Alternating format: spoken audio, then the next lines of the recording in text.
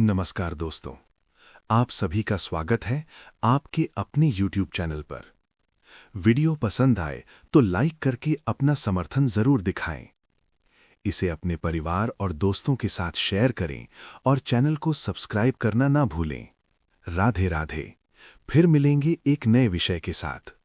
गुरुवार का दिन आध्यात्मिक ऊर्जा और गुरु कृपा का प्रतीक माना जाता है। यह दिन भगवान विष्णु और बृहस्पति देव को समर्पित होता है।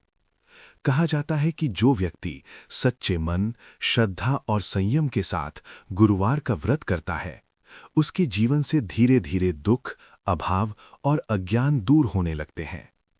ये कथा उसी विश्वास, धैर्य और ईश्वर कृपा की सजीव मिसाल है। बहुत समय पहले की बात है। एक छोटे से नगर में हरिदास नाम का एक गरीब लेकिन ईमानदार व्यक्ति रहता था। उसके पास धन नहीं था, लेकिन उसका हृदय भक्ति से भरा हुआ था। रोज मेहनत करने के बावजूद उसके घर की हालत नहीं सुधर रही थी। पत्नी बीमार रहती थी, संतान की पढ़ाई रुक गई थी और घर में अक्सर चिंता का माहौल बना रहता था। हरिदास कई बार निराश हो जाता, लेकिन फिर भी ईश्वर पर उसका विश्वास कभी कम नहीं हुआ। एक दिन गुरुवार की सुबह उसकी पत्नी ने उससे कहा कि उसने सपने में एक तेजस्वी ब्राह्मण को देखा है, जिन्होंने उसे गुरुवार व्रत रखने की सलाह दी है। पत्नी की बात सुनकर हरिदास ने उसी दिन से पूरे विधि विधान के साथ गुरुवार व्रत रखने का संकल्प लिया। उसने मन ही मन भगवान विष्णु और गुरु बृहस्पति को प्रणाम कर अपने जीवन को उनके चरणों में समर्पित कर दिया। गुरुवार के दिन वो प्रातःकाल स्नान करके पीले वस्त्र धारण करता, घर को साफ करता और एक स्वच्छ पीले वस्त्र पर भगवान विष्णु और बृहस्पति देव की तस्वीर या मूर्ति स्थापित करता। वो हल्दी, चंदन, पीले पुष्प, धूप दीप और पीले फल अर्पित करता। इसके बाद वो शांत मन से बृहस्पति देव का ध्यान करता और ओम ब्रीम बृहस्पतये नमः मंत्र का श्रद्धा से जाप करता। पूजा के बाद हरिदास गुरुवार व्रत कथा का वाचन करता। वो कथा सुनते सुनते कई बार भावुक हो जाता, क्योंकि उसे लगता था कि ये कथा उसी के जीवन की कहानी है। कथा के अंत में वो केले के वृक्ष या भगवान विष्णु की परिक्रमा करता और जरूरतमंद ब्राह्मण या गरीब को पीले रंग का भोजन दान करता। शुरुआत में उसके जीवन में कोई बड़ा बदलाव नहीं आया, लेकिन उसका मन धीरे धीरे शांत होने लगा। वो अब परेशानियों को ईश्वर की परीक्षा मानकर स्वीकार करने लगा था। कुछ महीनों बाद उसके जीवन में परिवर्तन स्पष्ट दिखने लगा। पत्नी का स्वास्थ्य सुधरने लगा, बच्चों की पढ़ाई फिर से शुरू हुई और उसके कार्य में स्थिरता आने लगी। एक दिन हरिदास को नगर के एक बड़े व्यापारी के यहाँ काम मिला। उसकी ईमानदारी और मेहनत देखकर व्यापारी ने उसे अपना विश्वसनीय सहायक बना लिया। समय के साथ उसकी आर्थिक स्थिति बेहतर होने लगी, घर में सुख शांति लौट आई और जो दरिद्रता कभी उसका पीछा नहीं छोड़ती थी, वो अब धीरे धीरे दूर हो गई। हरिदास समझ गया कि गुरुवार व्रत कोई चमत्कार नहीं, बल्कि आत्मशुद्धि और सही कर्म का मार्ग है। भगवान ने उसकी परीक्षा ली थी, लेकिन उसे कभी अकेला नहीं छोड़ा। अब वो हर गुरुवार केवल अपनी नहीं, बल्कि पूरे परिवार और समाज की भलाई के लिए प्रार्थना करने लगा।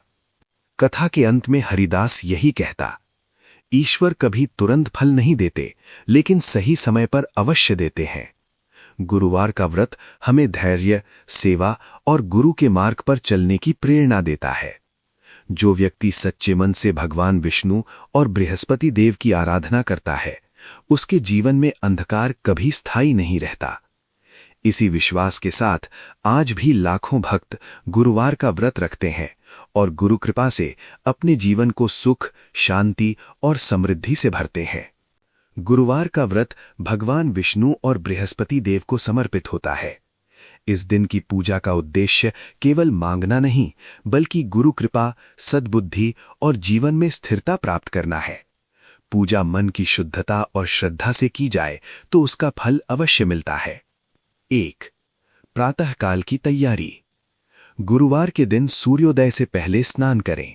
स्नान के जल में थोड़ी सी हल्दी या गंगा जल मिलाना शुभ माना जाता है। इसके बाद स्वच्छ पीले या हल्के पीले वस्त्र धारण करें।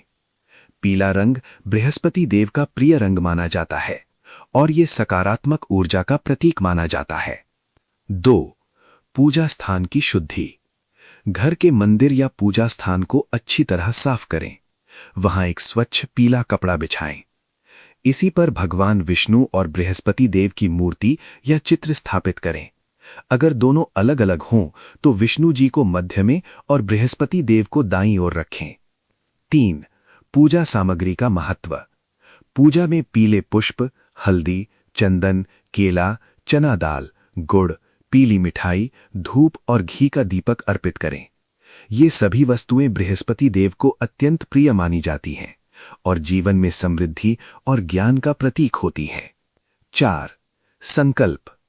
आंखें बंद करके दोनों हाथ जोड़ें और मन में संकल्प लें।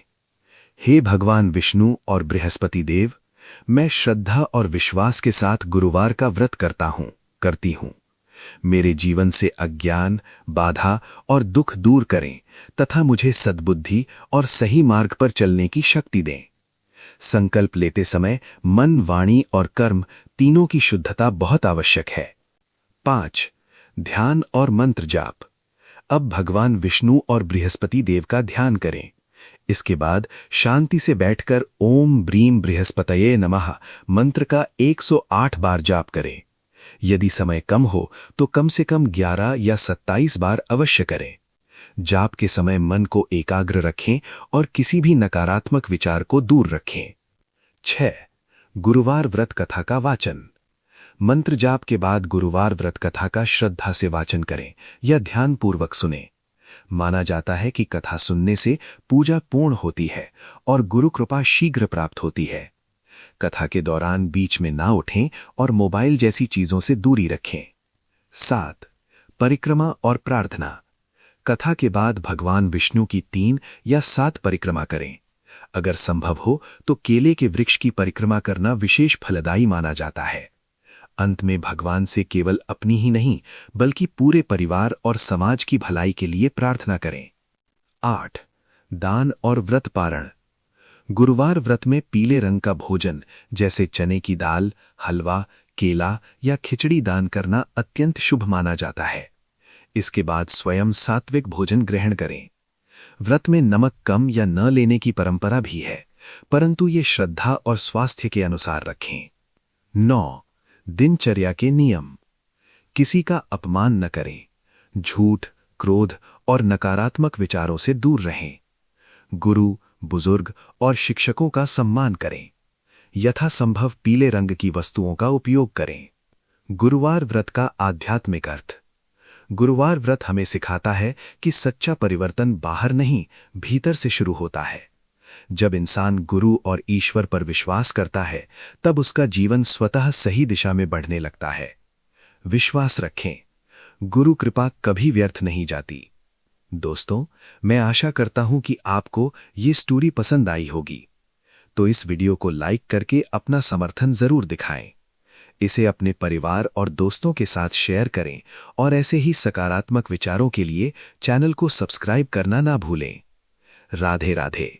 फिर मिलेंगे एक नए विषय के साथ।